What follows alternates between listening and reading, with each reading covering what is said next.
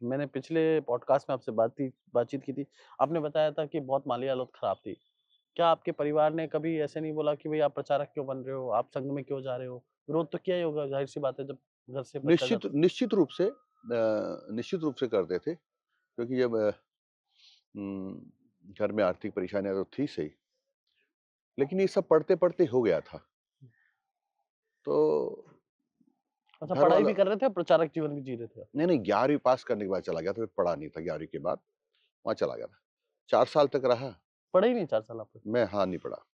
उसके बीच में मेरे क्योंकि मेरी बचपन में शादी हो गई थी, हुँ, तो मेरे ससुर जी और मेरे पिताजी दोनों मिल कर के 12 गए, जब राजेंद्र जी भाई साहब का प्रवास 12 था, हुँ, तो जाके मिले हुँ, और कहा कि भई मदन की तो हमने शादी कर दी है और ये उसके ससुर जी हैं, उस लड़की का क्या करेंगे हम लोग?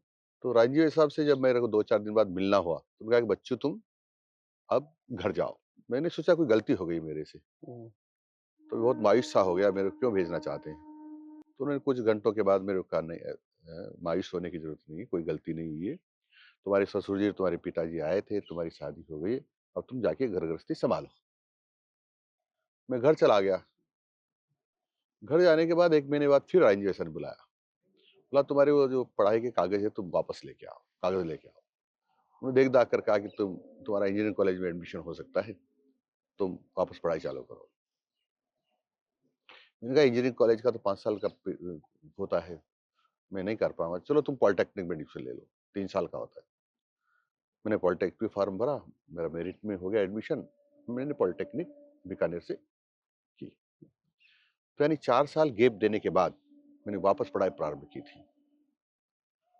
वहाँ मैंने तो अखिल भारतीय विद्यार्थी परिषद का काम किया है। संघ का कितनी सहायता रही मतलब पढ़ाई में? आपने बताया जैसे आपको भाई साहब ने बोला, राजेंद्र जी भाई साहब ने।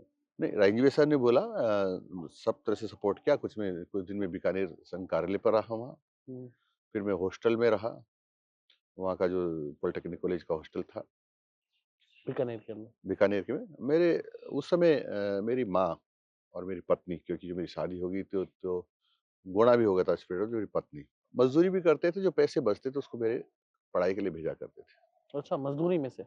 मज़दूरी में से। उस समय ₹200 महीने का मनी ऑर्डर जाता था हुँ, मेरे, वो ₹200 महीने में हम काम चलाते थे।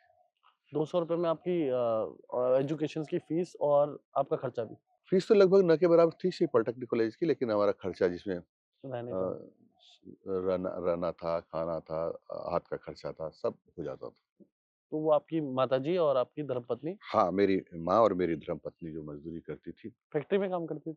नहीं, नहीं हमारे तो क्या गाँव के लोग हैं, हम तो किसान थे, हुँ, तो कहीं खेतों पर काम करने जाना है हुँ।